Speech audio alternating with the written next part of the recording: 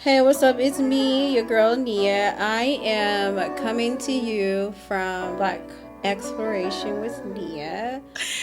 Drinking your water and minding your business is the best. That's when you literally have a chemical imbalance that is causing the personality defect of narcissism. I only want to talk about this because I have supported men through this.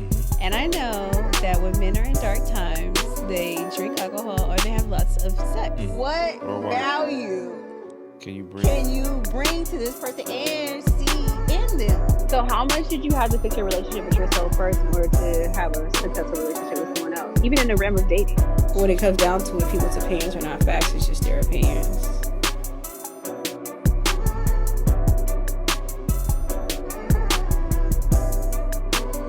Hey guys, it's me, Nia. I am back with another amazing episode of Black Exploration with Nia. So you know, on this podcast, we keep it all the way authentic. And so I am super excited to bring to you another guest who's going to keep it all the way real with us, Melissa. Hey. So I am going to let Melissa introduce herself. But before we introduce her, I just want to encourage any of you, if you guys have a story that you want to share with us or you have questions or comments, please remember to click the link below to follow us and leave a comment below, or you can always email us at team@ridgelconsulting.com. That again is team@ridgelconsulting.com, and you'll find that link in the show notes. So Melissa, let's just jump in it. Let the audience know about you and let them just know all the amazing, fabulous things that you have out there going on right now. I'm going to definitely try to remember them all. And if I get any, just let me know. So what's going on, everybody? My name is Melissa Muganza Murphy. My pronouns are she, they, and sis. I'm the CEO of Muganza Entertainment. I'm the executive producer of the Big Histo of Black Womb Revolution. And I'm the CEO of Mindy's Kitchen, which is a brand new build your own vegan brand on the go that's going to launch in 2025. Amen. We need all this black girl magic because you just went, how she just like, it was like she was just, I say that the best leaders are the ones who got bars. Like literally, like they just be in a flow state, just doing their thing. And you brought that heat and we're like 2 seconds into the conversation. So I'm just going to just go right into just getting the audience to know more about like your journey. So you introduce your formal self, right? But so for me, I've been doing a lot of self-exploration on this show. We talk about the 4 key areas of overall holistic balance. So intimacy, financial freedom, spirituality, and physical and mental health. So I'm at the journey in my self-actualization journey and healing journey where I'm just having to be enough. And not having to be a work in progress. And just from a person that has always been a trailblazer at fixing something about other people or even myself, that's new for me to accept. But I'm realizing that at every hero's journey, which we're all here on a hero's journey, there has to be a culmination of everything. It has to be a culmination of everything that you've gone through. So I attended your premiere of your Thank movie. you. It was amazing. Thank you were you so dynamic. much. You were Thank fresh you. and so clean. The whole thing. It was an experience. Because I was stressed, y'all. I'm letting you know right now. I don't want you to think that I just made this movie and it was all razzle dazzle, unicorns and diamonds. Like, your girl was fucking stressed. You wore it beautifully. You wore it beautifully. Thank you. So I saw so much growth from the beginning to the end, right? Like even hairstyles changed, lifestyle changed, locations changed, even purpose of the film changed. Like it was a lot that changed. And so just from a self-exploration mindset, I saw that. So where are you at in your hero's journey and your journey of self-actualization? You know, I really like that you label it like that. I'm going to tell you right now, I think I'm at the point of, you know, in like a heroic cartoon, right before they become the hero, they go through some massive, explosive, negative shit.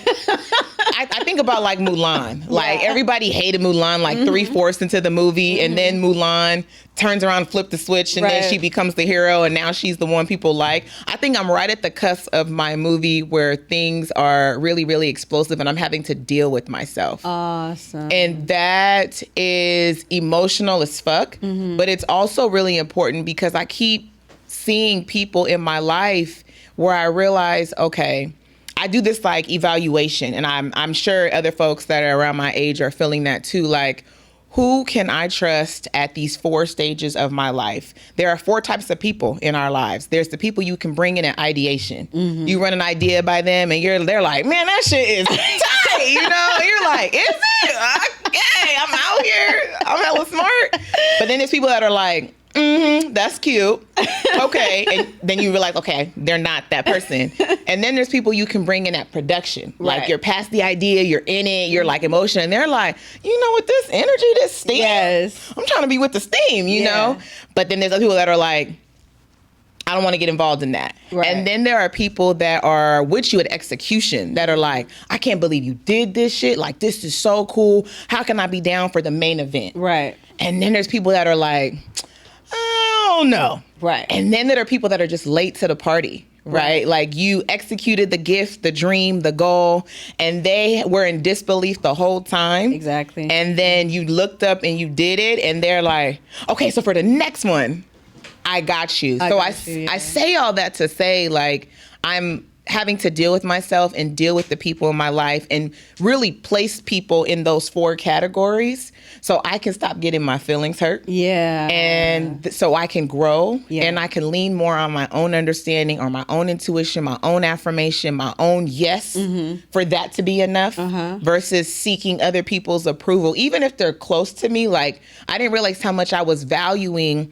moving forward based on somebody else's approval. Yeah. Like, that goes back to insecurities that I was having. And I was like, as I'm on the cusp of 35, like, I need to be in a different headspace. Right. And so I'm really forcing myself to deal with myself. Right. Like, entrepreneurship for anybody out there that's like, man, I'm happy, I'm sad, I'm anxious, I'm Right. depressed, I'm broke, I'm rich, whatever. It's all of it. Yeah. But it's a spiritual journey because you're learning how to trust yourself. Yeah. And if you have never been given the space to trust yourself, own your power without ridicule or discrimination or rejection, that's really hard. Yeah. Because you're moving forward and you have to deal with all those things first. So that's where I'm at in my hero's journey, is just learning to like take the mirror and be like, it's me and you. Yeah. It's 1 and 1. That's it.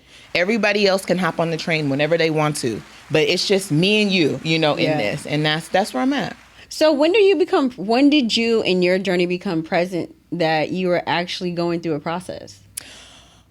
So when I looked up, so for those out there, Nia was talking about this film I made about Black reproductive justice, medical racism, medical sexism, homophobia, transphobia that Black patients face in the hospital. You go to the hospital, say I'm in pain. They're like, oh, pain, you can't be. Here's a Tylenol. And you're like, no, but like real shit is going on. They're like, you people don't experience pain like that. Right. Like addressing where that comes from and all that history. And I remember I was already planning actually to have the screening at UC Davis, as my alma mater. And I went to a networking event, and the executive director of the event was like, wouldn't it be tight to have your screening at a theater? I was like, I never even thought about that. Like, that legitimizes a movie like so much. They're like, yeah, like I didn't even think about it. And so they take me on this theater tour, which I was like, you can rent out a theater? Like, this is crazy. We don't know, you know? I'm like, wow. And I booked the theater. And that's when I realized I was on this journey of like, if I hadn't have said anything, Right. I wouldn't have that. And that would have changed how people felt at the main event. And that's why I was like, oh, I have to believe in myself first. I have to Right. address people like, this is who I am. Even if I only got an idea, I still have to walk in the room and be like, this is what I'm doing. This is what I do. This is who I am. Whether you know me as that or not, even if you knew an old version of me, Yeah. as of today, this is who I am. This is who you And are. that took place in January of this year. Yeah. Yeah. You know, I hear a very powerful woman, not just like a Black woman. You know, I feel like one of the things that in the stereotyping of a Black woman, we limit ourselves when we connect ourselves to that identity, because it holds a lot of burden. Yeah. When it comes along with it. So how did you start to get to a point where like you were free about just expressing yourself? You know, I think it came, so just to give people context on my journey here. So I was in higher education as an educational administrator for a really long time, about 10 years. And I used to see students come into a college campus saying all these things that they wanted to do. But you would look at them, you like, you don't want to fucking do that. You don't want to do that. It just sounds good. But you actually can't stand this. And then that's when you see the dwindling off from freshman year to sophomore year. Like, where's my friend Scott? Like, Scott was hella fun. Where the fuck is Scott? Yeah. Oh, yeah. So Scott actually got a low GPA and dropped out because he was studying the wrong thing due to family and social pressures. He wanted to be a doctor, but he really didn't want to be a doctor. Right. But he took these chem classes and he got a bunch of Fs.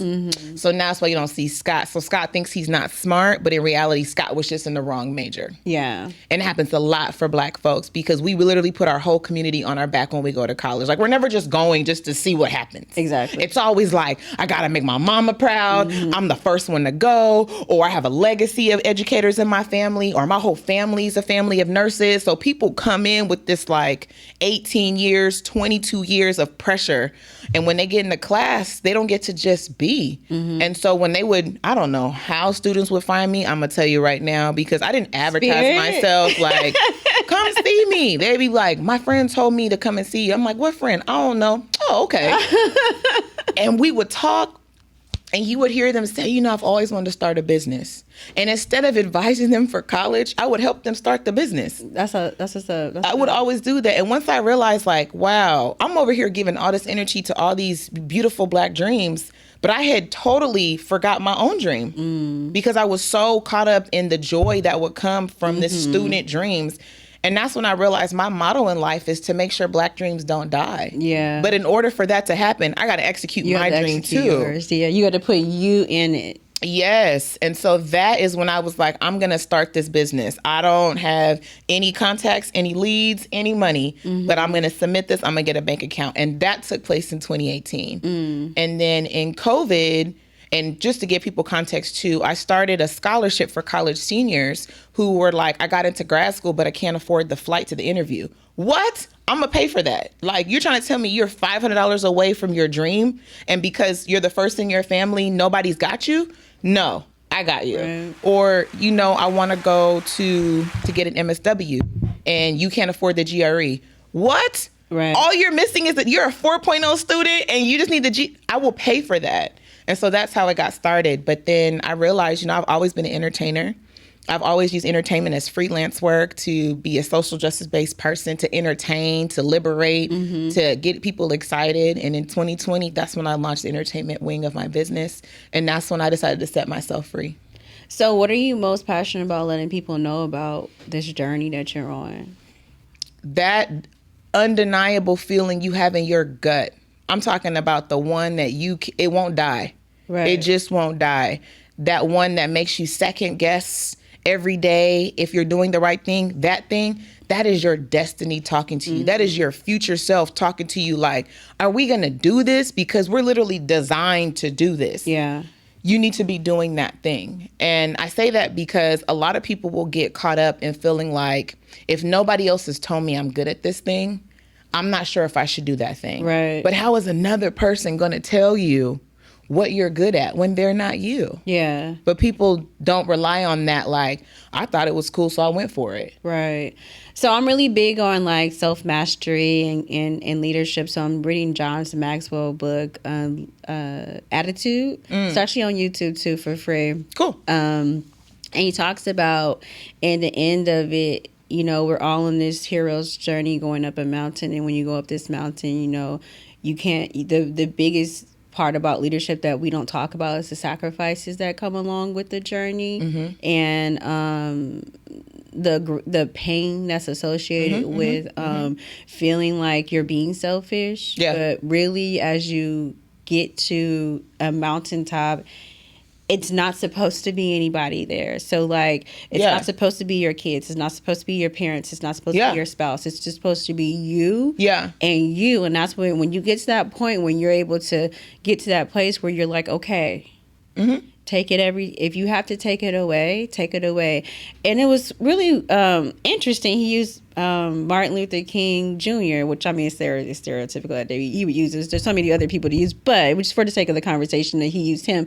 And there's no disrespect. I just want to know more. Like I mean, I'm pretty sure there's other white people that did other things, but he was saying how the night before he died, he just said, there's good things coming, and we're going into the promised land. I've seen it, and it looks amazing. I don't know if I'm going to make it there, but I know I'm going to lead us there, right? And so, he didn't get to see it. He didn't get to see the promised land, but he was willing to sacrifice his life, and his main mantra was not my will but God's will, right? So on your journey where you're at in this place where you're having to pretty much check your tribe, what are some of the things that you're realizing can't come?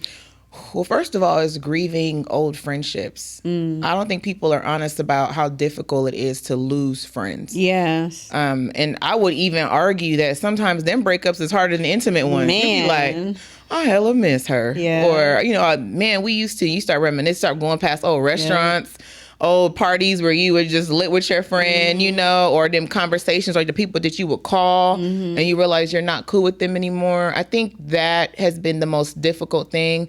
The other thing that has been difficult is recognizing, and it probably was me, I'm gonna own it. I didn't have any boundaries at work. Yeah. And I've always given people like all of Melissa, and they were just giving me like work them. And I didn't understand that because I went to an institution and worked at an institution and found love all at the same institution for 10 years, which was also 5 minutes from my house. So like everybody I knew, met, dated, married, all were at the same place. All my networks, all my jobs are at the same place. So I was like, this is foundation. Right. And people was just, nah, this is work. And I didn't get that. And so I thought I was making genuine relationships.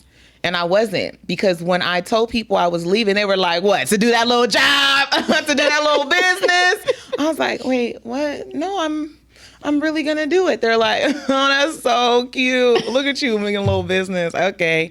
And then the same was pressing me for tickets at the movie premiere, right? Because they're like, wait, you're on a billboard? Wait, you're in magazines?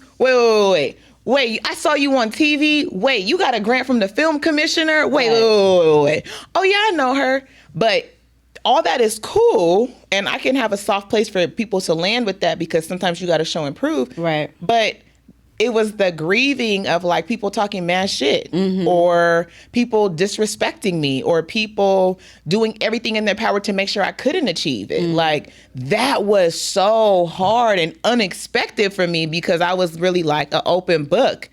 And I was like, oh, is it them or is it me? Right. Was I offering everybody every single part of me and not having good boundaries? And I feel like for people that are first-time business owners or first-time entrepreneurs or the first in their family to pursue, an effort, a project, an initiative, that's something that is very, very hard to deal with because the people you rock with, you think are going to rock with you back all the way through your ebbs and flows and turns through life. And not all the time. Sometimes it's like, no, I just rock with you from this year to this year. And that's all I wanted from you. Yeah. And that's hard because I definitely thought we were the 16 best friends we could ever did see. Yeah. And no, it's me and 3. Yeah. It's me and 3. No, that's real. And I believe that is a narrative that, that also is a part of just the paradigm shift of community. Like where I was growing up, like it was like almost like a gang type mindset. Yeah. Like it's gang over here. Yeah. And my biggest boundary was with family first. And I think that my journey has been very personal because I go through the hard stuff first. And so I really feel like if you can set boundaries with the most intimate people first, when you go out there in the world, you just see people for who they are. Like because there has to be such a level of like grace. Yeah. Because family's never going to leave. They're never going to change. They're never going to go anywhere. Depends. Yeah. Depends. Yeah, it depends on the person. So even with that, like, right, you can see who's who and who's what and where to place them at. And that has taught me a lot around, like, okay, detachment from reality versus my reality. Really? Right? Really? And I can feel and think things should be a lot of different ways. Right. But the reality, if I'm present, is that they're not. Right. And that's a level of acceptance I have to create. And that is one of the major boundaries I see, like, a lot of people, especially when they're becoming successful, right? What we would say, and they meet you at a level, and that's how they connect with you. Right. They connect with you at that level, and right. then you self-actualize, mm-hmm. and you're at a different level. And I realize sometimes it takes you growing mm-hmm. for them to realize something about themselves. Absolutely. And so sometimes it's not even about you, it's about their inability to grow with you. And sometimes you were placed in that person's life to be that light, to be that reflection. How do you deal with having to be the person to be the light? Yeah, I didn't even know I was light for a really long time. I was just Melissaing through this life. And I like that. I was just doing Melissa. Melissa was just out here Melissaing. And I feel like when I got engaged and my father disowned me, that to me was like, dang, your own family can do that? Well, damn, if they're not with you through thick and thin, this is not even a thick and thin situation, but if they can ultimately be like, fuck it and fuck you, then I was like, oh man, then I guess I could do that with anybody. And I didn't speak to him for 5 years and some change. Like, not a text, not a call, not a LinkedIn like, for a really long time, because I wanted him to know that that was very hurtful and that was incredibly homophobic and incredibly something that could have took me out. Oh, wow. And that's when I started to realize, like, oh, he's missing out. Like, yes, I'm grieving this idea of who I thought you were, but he's actually missing out because there are things that I'm accomplishing along the way. And now you're only getting the updates via these social platforms, and you're missing out on the celebration of that. And people would tell me all the time, like, oh man, who are your top 5 people? And that person's name wouldn't come up. And people would tell me, as I started to do certain things, like, oh man, I've always wanted to do that. How did you do that? You're the perfect person to do that. You just really know how to come into a room and shake it up. And I'm like, I do? Like, I just be Melissaing. They're like, no, man, no, it's something about you, I was like, well, I guess I am, Yeah. So I didn't even know I was light. I knew that I had energy. I was raised by a single mother who, if you think I got energy, this lady will take over this room right now. She's been on TED Talk several times. She used to have a TV show, a radio show. She had a singing group. So I saw really early, like, you could be about your talent and make money from that and use your energy to make a difference. But I was the one that literally, like, alley-ooped it. Because she was still doing that, working full time at another thing. I said, I'm going to do this full time, and that's just going to be it. And so since doing that, I see people like, I too want to start a business, or I've always wanted to act because I also act. I too want to choreograph. I too want to show run. I too want to cut my hair. Like, I've seen people tell anything that I'm doing just thinking I'm loving on myself. People are like, I have always wanted to do that. I like your videos. I like the way you walk. Thank you. Your strut is like, now I gotta have a walking masterclass. Your strut is the work. Like, thank you. I'm like, she's been working on that.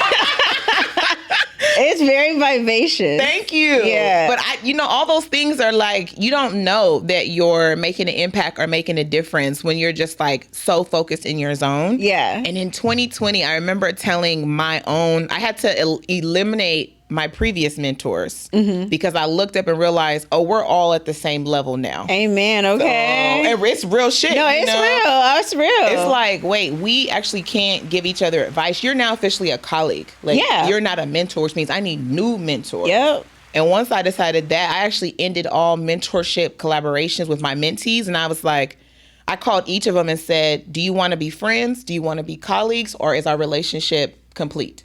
And they were like, you trying to leave me? I was like, no, but I'm not your mentor anymore. Yeah. Because you now have graduated. Yeah. You now have a full-time job. There's nothing I can give you. Right. I too need to focus on mentorship for myself. I Right. need resources. I need love. I need support to protect this newfound light that I have. I need That energy. I need it. Right. I need it. I need a mentor that's going to check on me weekly. Like I need that. And that's when I just started to just own that momentum and own that light and the energy. Like, how do I preserve that? If I have this, how do I preserve that? Because people will take it and sleep good at night and could care less. Right. They will. So yeah. So what are you having? What's the biggest like mindset, idea, or even ideology that you're having to accept about yourself? Steve Harvey has this phrase called "do it afraid," and I'm always talking about that because it's short and it's straight to the point. Shit is scary. Yeah. Because nobody's ever done it. Exactly. But it's no excuse not to do it. And so I kind of like keep that in my spirit. And then I have a mentor that says, okay, all that's cute, but do it afraid, then with confidence. And so I added that little like addition, like, Awesome. okay, I did it once, means I could do it again, but now I'm a little more confident.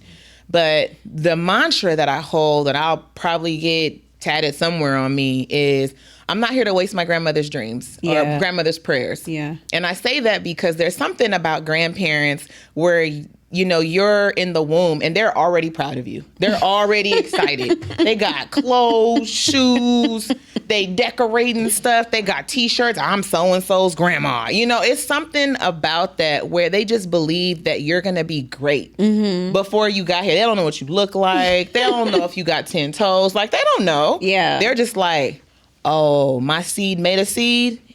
Game time. And, you know, my grandmothers were very much like that. Like, wow. Like, and for my dad's mother, I never met her. She died when I was 2. Okay. But she, from what I know, was really, really excited. And I actually looked just like her.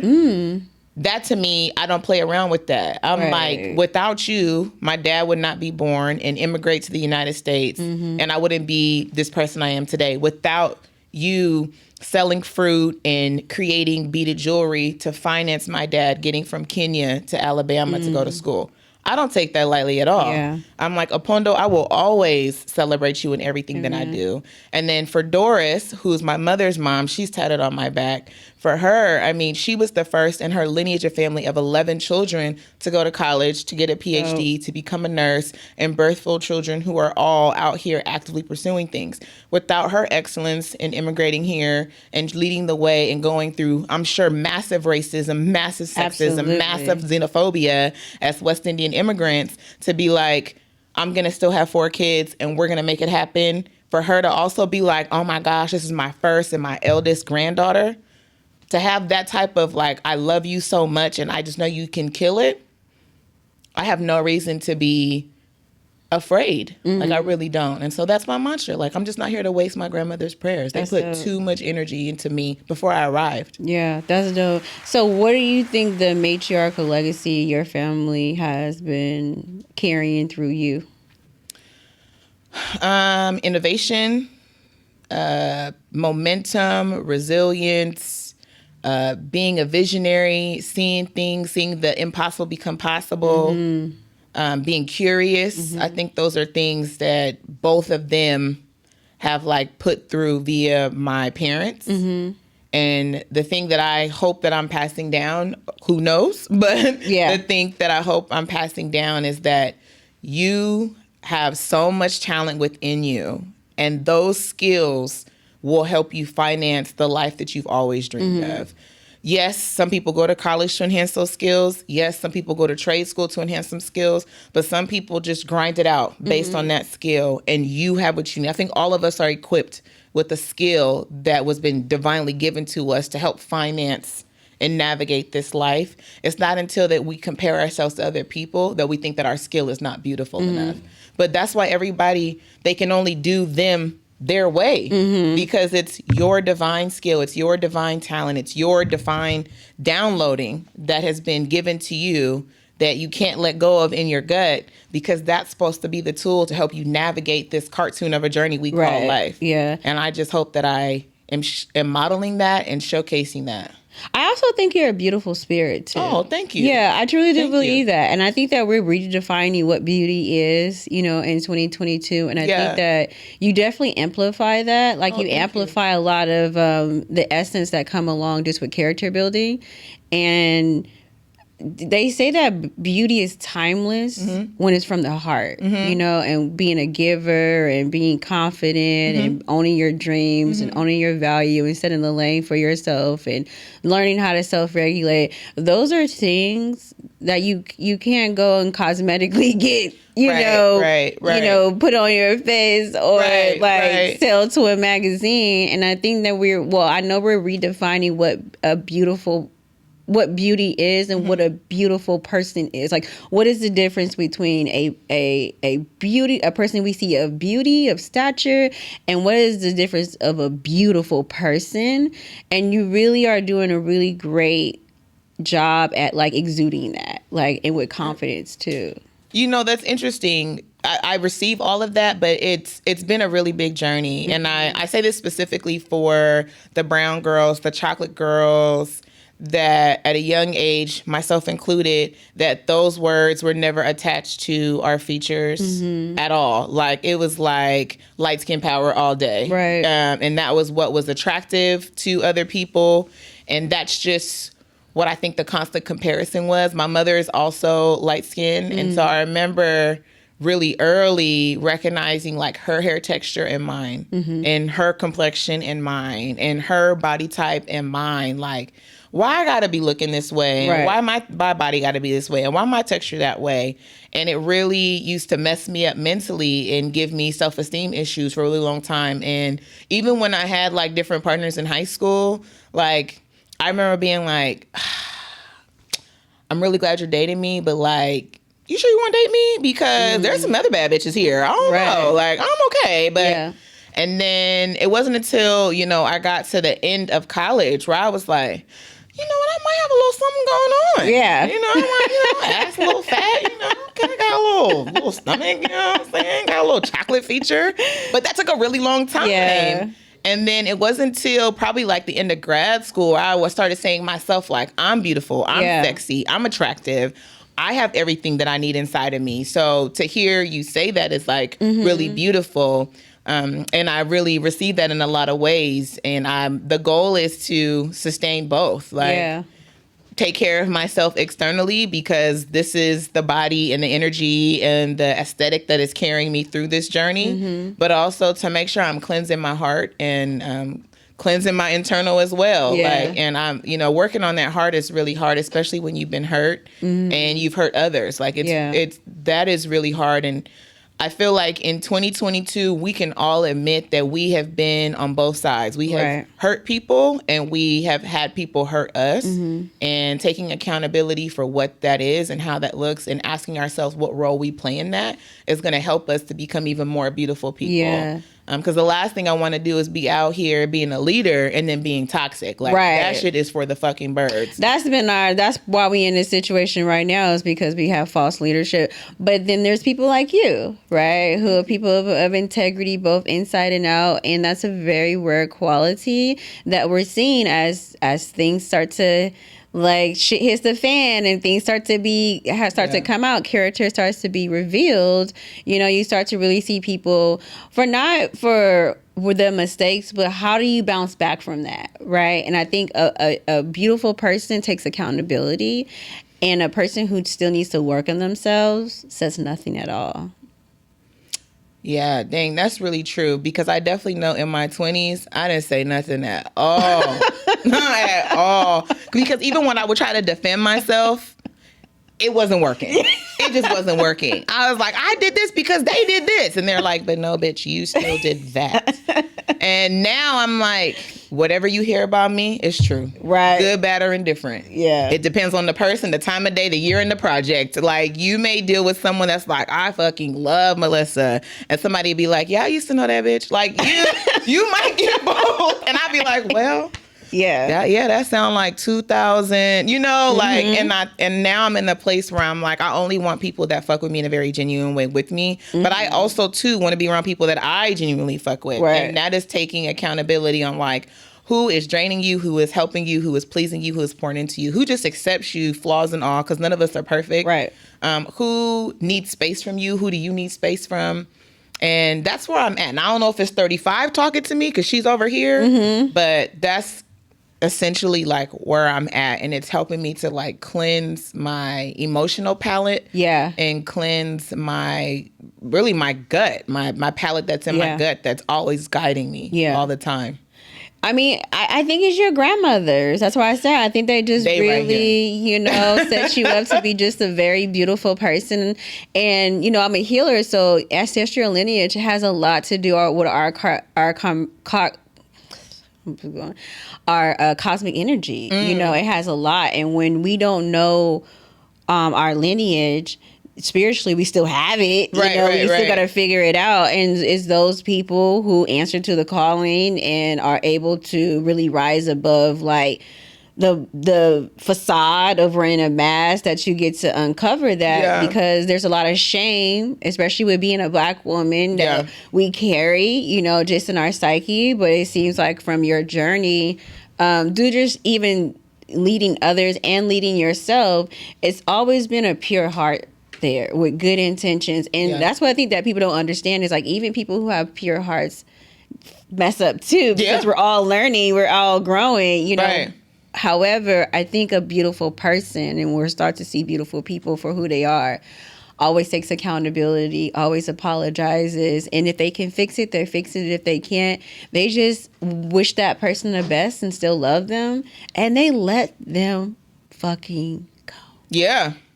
They don't hold on to them. They don't try to punish them. They don't manipulate them. They don't lead them on.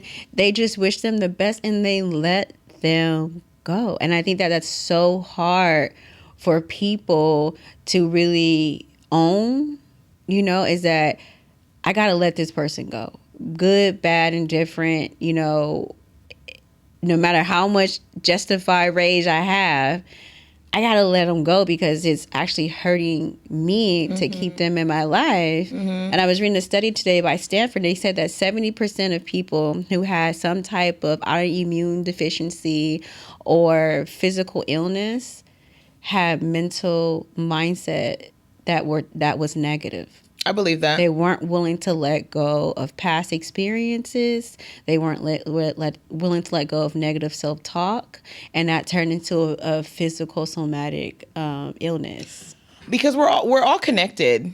Everything is connected. Everything is connected. I have my mentor works in internal cleansing, and I go once a month. And people are like, "What's internal cleansing?" It's hydrotherapy. It's colonics. Yeah. And she is really big on us cleaning our gut and our colon because that's where all the toxins live. Yeah. And she was like, on top of the toxins is that when you're in an emotional state of negativity or rage or depression or anxiety, your body cannot flush out negative things because you're holding. It's kind of like when you go into starvation mode. Right. Instead of your body thinking you're burning fat, you're not. Your body's in crisis. It's holding on like, well, we got to hold on to all of this because we don't know the next time we're going to eat again.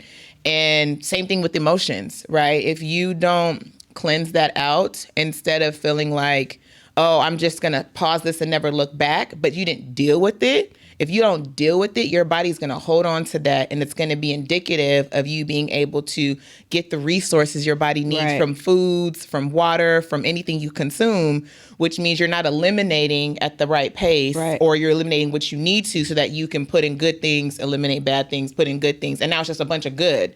But instead, you're just holding. So you're actually not getting rid of anything emotionally, physically, like nothing. And that all impacts your mind. And so she talks about neurotransmitters, how like 80 to 90% of our neurotransmitters in our brain are connected to our gut. Yeah. Right? Because your gut is guiding you. Yeah, so if your gut is in a bad place, if your heart is in a bad place because of systematic oppression or economic injustice or people just trying you on a regular basis, that impacts how you see the world, how the world sees you, how you maneuver through this world, because all of this is connected. Yeah. And when you for people that, have a good conversation with a friend, you automatically feel better. You be like, Right. I'm so happy I talked to you. All of a sudden, maybe you want to go out for drinks, or maybe you want to watch a comedy, or maybe you're like, man, I want to clean the house. You just feel better. Right. You feel like You're just energy like, change. man, you want to Right. go out tonight? You just, or when somebody gets their hair done. I know when I get my fresh cut with my design, I'm like, nobody could talk to me because I'm out here. And you just start finding places to go. Yeah. It's like that. Yeah. It's that serotonin of I want good. So I think the same can be said for people that are struggling emotionally or mentally. It really is about cleansing that palate and knowing how to do that. And that comes with you turning the mirror on yourself and being like, what's up? Where are we at? Yeah. The biggest shift for me in that intuitive nature you're speaking of was people pleasing, because I was raised by a perfectionist and I just inherited performing to appease people, because the whole psyche I was raised in was that you need to be a wife and have kids. And so even though that was, my mother's dreams, and, she also raised us to be very independent. So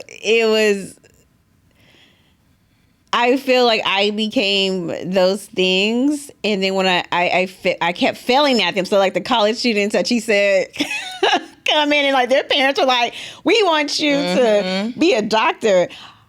I was just supposed to be a great mother and wife. And then when I kept failing at the relationship part, but I was a really good mother. I feel like I'm a great mother. And my daughter confirms that, so it's true. I got receipts. I'm not just out here. I did feel a lot of shame, every single time my relationship would fail, because that's what I was so programmed to be, and who am I without that, right? So I was, a lot of my identity was around just putting on that mask to perform, because I was over here trying to achieve my PhD and being a wife. Right. I never got a ring, but got 2 kids. So I gave you half, right? You wanted kids, right? I gave you the kids part.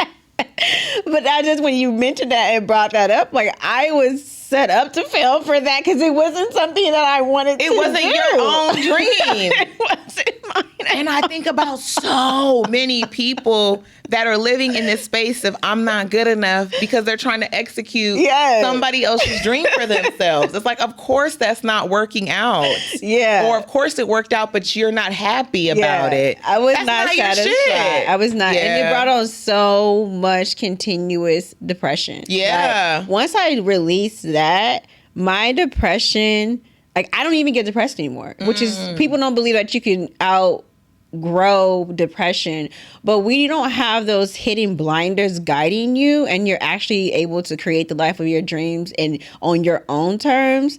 You don't get depressed because it's not something bogging you down that you don't know. And I was narrating myself. So anyway, I bring that up to ask you, what did you have to release in order to maintain your flow state of happiness? Or what are you still releasing? This is a very vulnerable and honest moment, but I think that's important for people that are watching this and listening to this and can feel me. One of the things that I am constantly releasing is wanting this very particular idea of family. When growing up, I was born in Florida. Well, I'm from heaven. Okay. So yes, when I was in heaven are. for a little bit, and then I popped out here for a little bit. But born in Florida, raised in Southern California. We moved to Southern California because my parents got a divorce. And my dad quickly remarried. Now that I'm older, I'm like, he quickly remarried because he needed to survive. Yeah. We need housing. We need shelter. So you and a house, this is a package deal. We're getting married. We're good. And they're still together to this day, actually. And then my mother, she's had a series of partners, but she eventually remarried too. And it wasn't until I got older that I didn't realize how much I had internalized the family matters, the Moeshas, Oh, yeah. the Cosbys, if you will, those sense of families that I was grieving the idea that I would never have a family based on a made up version of a family. That's real. And I mean, it made me grieve my parents. Like, why I gotta have these kind of parents? It made me want to pursue certain things career-wise, because even like the Fresh Princes, like, and I love that they gave this positive way of looking at family. But I think the other thing that it did, and I'll be the first one to say it, is it made me want to pursue family in that same way. In the nuclear sense, yeah. And it's not real. It's right. not. Somebody wrote that up. That was their mindset around what family is based off what we've been fed. And I don't know if the intention was to eventually get Black community and Black families there. I don't know. Yeah. But on the way there, it really gave me this false sense of what family could be. And so as I was trying to create families via dating, via, you know, partners, I always was like, all right, well, I'm going to be this and you're going to be this and we're going to have this and we're going to live in this. And that's going to be like Black excellence, right? Bullshit. Yeah. Bullshit. But I didn't realize that. And so I was getting emotionally upset because my version wasn't working out based on Moesha, Fresh Prince, Family Matters. It wasn't working out. And a lot of that ran into me forcing and trying to control the narrative. And I was like, when am I going to grieve that that's just not how my family, first of all, my nuclear family, that's just not how that is when I was raised. And presently, my family is not that way either. Yeah. Because I'm in a queer relationship. I came into when my daughter was 11 years old. Now she's on the brink of being 18, right? It's a completely different, we didn't have like this, oh my gosh, we went on a date and there was like sparks flying and oh my gosh, it was magical. And then we got engaged, we got married, then we bought a house, we got a dog, we had a baby. Like that was not it. It was like, oh, you already come with yours, I already come with mine. Now we're a family. And so with that, growing up with that dysfunction in my family, I always wanted my family currently to perform and look and be a certain way. And I think in a lot of ways, it prohibited an actual close relationship for a really long time between us as a family, because I was grieving this false sense of what family looks like. And so now on the other side of it, I'm like, or I could just love and accept, like, this is our family. Yeah. This is our dynamic. This is how this rolls. And let me just learn to love this and appreciate this and remember that that is TV. Yeah. I think the same can be said for people that wanted to go to college because of the different worlds, because of the living singles, because of now Grownish. Grownish really has done that for a lot of people. Wanting to get this experience. And it's like, yeah, but you have to create that sense of that reality for yourself and also appreciate what's there. So that's something that I'm constantly working on. And I even think when I first got together with my wife, we were even leading as parents from this sense of reality. And it wasn't until, my daughter was starting 7th grade when we got together. It wasn't until she got into 9th grade that we were like, it don't matter if she go to college or not. It don't matter. Yeah. It doesn't make or break her. It don't matter. It don't matter if she dates a girl, boy. Doesn't matter. It doesn't matter if she wants to start a business or work for the rest of her life. It doesn't matter. It doesn't matter if our daughter gets pregnant as a teenager. Like, she gonna be lit as a 30-year-old. Like, it doesn't matter. And you know what I'm saying? That's me. It doesn't matter if our daughter is in an apartment her whole life or gets 7 houses, has a portfolio. It doesn't matter. Right. What matters is happiness. Yeah. Like, are you happy with yourself? Are you happy? And are we happy with ourselves? And are we happy as a family? Are we happy with us being present and surviving on the back end of this pandemic with, they need to pick a virus at this point. Like, what's going to take us out? Because I can't keep up. Right. But honestly, like, that is what I had to grieve so I can get to this other side of like, but these are the facts. Of freedom. Of truth, of honesty. And I think that those are very core values that we take for granted because we are trying to fit into a narrative of performance that isn't sustainable. Yeah. And I think Black excellence and excellence overall is, what are your senses of safety and what are you connected to? Yeah. You know, I hear people all the time. Okay, because we all of us are going into this new phase of what Black excellence is. Yeah, because these people have been people who are being in that, you know, traditional way of like showing Black excellence is being through monetary, you know, gain, and that's cool. That's cool. But we're seeing the way that Mother Nature is playing with us right now. If you acting up, she gonna take your whole everything that you thought that you had. It's gone.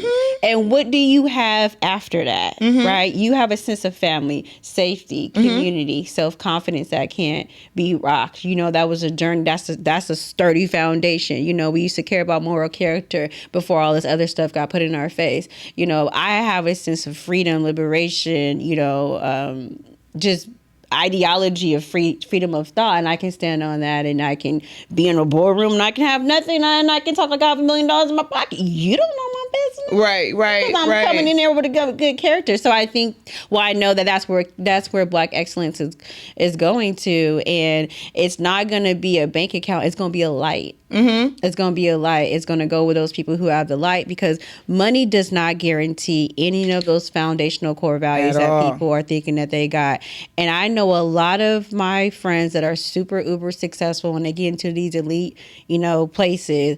When I go there, I just see a bunch of people who okay. This is how my mind works. So y'all, I wish I could share my brain with all y'all. So okay, I see a bunch of chickens dressed up, but everybody's going crazy because it's like the first thing they ask is like, "What do you do for a living?" And who do you know here? And I'm just like, bok. Honestly, it is, and it's just like, hey sis, you know? Yeah, on a human level. How you doing? You know, today I woke up and I felt really good. Got this cute outfit on. Right. Like, things is good. You? You know what? Honestly, I started changing the way I ask people, like, how they maneuver the world, because that is such a toxic ass question. It's like, what do you do for money? Or it's like, that's it? Or even, I mean, this is a tangent, but y'all gonna feel me. So part of the work that I did as an educator was DEI training, which that whole industry, I got thoughts and feelings about it. I'm like, it's an industry now for y'all to be like not racist. Yeah. All right. But as long as you're paying Black people, I mean, I guess. And that's even up for subjective what a Black person is. Okay. So you feel me? I was like, I got a lot of feelings about that, because okay, moving on. But one of the things that I would always see is that people will be like, what do you do for work? And in reality, it's just reaffirming that in this life, in this society, this capitalistic society, it's literally set up for laborers and laborees. Yeah. That's it. And it's all steeped out of slavery. Yeah. Right? Because there were people that were supposed to gain economic advancement and people that were going to work on behalf of them so they can gain economic advancement. And at first it was like, let's just make sure the Black people are working for us and we gonna ride. But then after all this liberation and rights, people were like, well, who's going to work for me? Hence, K through 12 is a certain way. Hence, college is a certain way. And instead of people saying, oh my gosh, how do you plan to contribute your knowledge and skills and abilities into the world? People will say like, so who do you want to work for after you graduate from college? Re-enhancing the idea of you're a laborer. You did all of this work so that you can be prepared to labor for somebody else. Yep. Nobody is saying like, wow, over these last X amount of years, I saw you had this brilliant skill. Yeah. I really think that you should take that into the world and multiply that to the nth degree. Yeah. It's all like, you want to come to the job fair? Yeah. Because you're supposed to work for somebody else. Yeah. And it's interesting to me because when I started saying like, how do you contribute to the world? People be like, well, what do you mean? I'm like, how do you contribute? Like that could be maybe what you do for work, maybe what you do in your social life, maybe what you do after 5, which is really who we all are. Yeah. Like maybe it's, you know what? I'm not contributing right now because I like sleeping. I'm in a phase of my life where I go to sleep all the time. Like, and you start to realize like people are really caught up in only respecting you. Yeah. Based on whether they can pocket check you, which we can never really pocket watch anybody. Yeah. People got income coming from all different ways. And people want to do that via title. Yeah. Oh, you were a vice president? And now they did a calculation in their mind, and now it's the respect factor. Yeah. Or people look at you and be like, oh man, you're an executive assistant. They did a calculation, and now it's like, you mind getting me that coffee? Like, Yeah. you see the interaction because people are pocket watching everybody from this deficit mindset because we've only value life based on economic status. Yeah. That's it. Which is why you see people on social media like just wanting, I mean, I'm not gonna lie to you, some of these excursions and these vacations, they be looking really nice. I'm like, where is that? That's on this planet? Like, that water is actually really clear. I've never seen that. Dang, I wish I could go. I'm not gonna lie to you, that happens all the time. But then I start pocket watching them. I'm like, okay, well, I wonder what they do and how they got the money to do that. And is it in payments? And I'm like, that's a bad mindset to have because it's making me feel like I don't deserve or I'm not of value because I don't have a certain type of income or I didn't have a certain type of experience or a certain type of title in a job. Yeah. And so I've just found that. So I love that you're like, when I go into these spaces and that's the first thing they ask me, but I just see a bunch of chicken. It's like, I do see a bunch of chickens. I'm like, oh my God, I'm in a chicken hen and everybody is here just barking, and then I look for the rooster. Like, who's the head honcho? Oh, it's you. Okay. I look for the farmer who's farming all these people in there. Like, it's just really like a farm for me. But that's just a glimpse into my psyche. I want to end this conversation with saying thank you for your transparency. We talked about a lot of different things in a short amount of time, but I also want to ask one more question before we end this out. And what does your family provide you? Ooh, that's a really great question. They provide me love, unconditional love. They provide me hugs. Sometimes I be needing real big hugs. Yeah. Hugs are medicine. Hugs and love. Also, as someone that does not cook, they provide me food. I'm gonna tell you, I can make 5 things, and one of those things is Jello shots. I'm gonna be very honest with you. So but they provide me Jello shots and unconditional love. I heard it. And, and foundation. I feel like it's really important for me to recognize that first things first. I am my own sense of family. Like, I am my own sense of home. Home is with me at all times. Family is with me at all times. Love and goodness is with me at all times because I am those things, right? I house those things.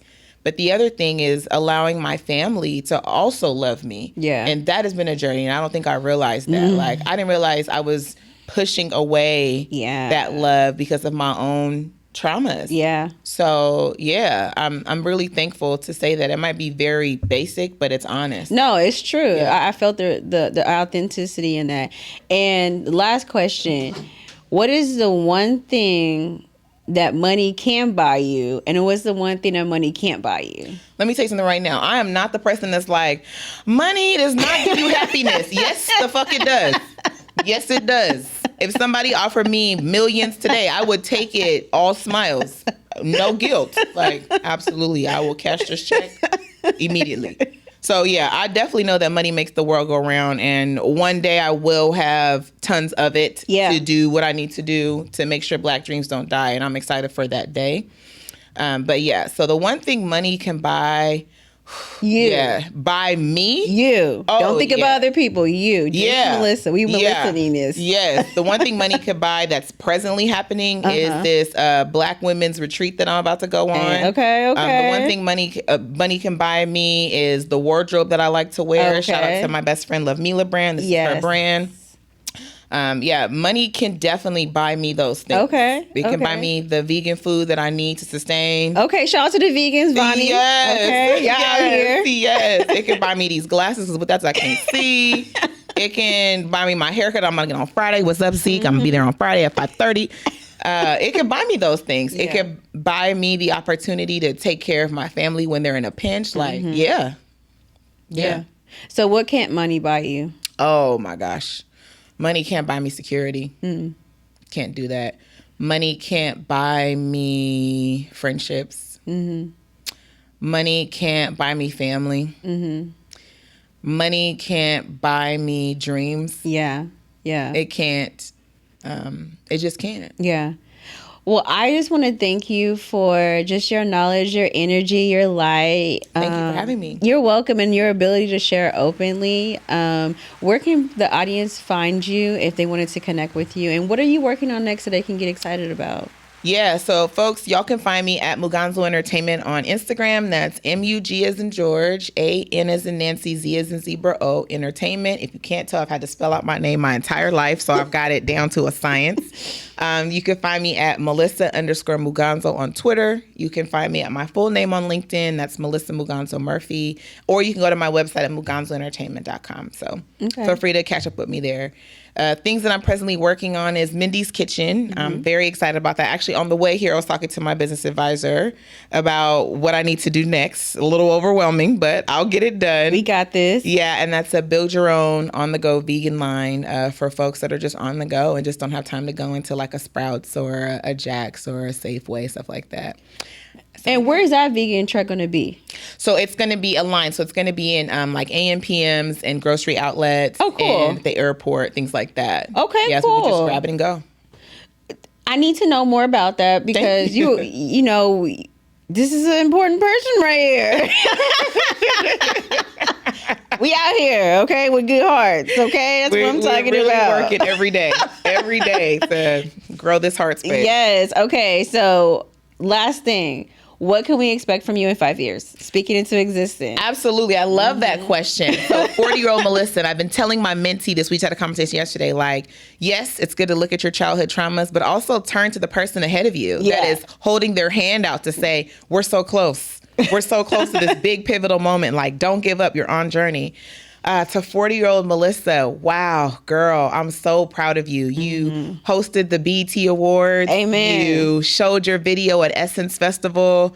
You launched this business and are now working in collaboration with Slutty Vegan and Kaleidoscope. You bought your mother a house. You did all these really beautiful things, and now you live in a high-rise in downtown Sacramento that has a fireplace and a nice patio for your wife because you know she loves a patio, and we were able to finance our daughter's dreams. I'm so proud of you. So 40-year-old Melissa, I see you, and I'm coming for you. Yes, and I'm going to be there too. That's right. That's right. Well, it's been a blessing to have you here. I appreciate again, like just your beautiful heart, your dreams. Thank you for sharing your vision with us. Thank you. For those of you who are looking to get in connection with her so that she can Melissa can fulfill her 5-year dreams, support her in her initiative to be her true, authentic self so she can be another amazing woman out here making who she is shine and setting the bar to be the standard because you are the standard. Ooh, thank you. You're the standard. I'm definitely about to leave here like you're the standard. Melissa's the standard. She's Melissa. Okay, I'm Melissa for the rest of my life. You feel me? This is the standard. Okay, so thank you again. Thank you, audience, for tuning in to another episode of Black Exploration with Nia. I appreciate you all for being here. If you also have a story you like to share, come sit down with me, sit next to me. Yes. Comment below. Show Melissa some love. Follow her shows. And if you guys are looking forward to more episodes, I also want your feedback and input. If there's something specifically you want to talk about, you want to engage in, go ahead and drop in the comments below. Don't forget to like, share, and come back for another episode of Exploring with Black Exploration with Nia. Peace. Thank you. Yay, thank you. I love that.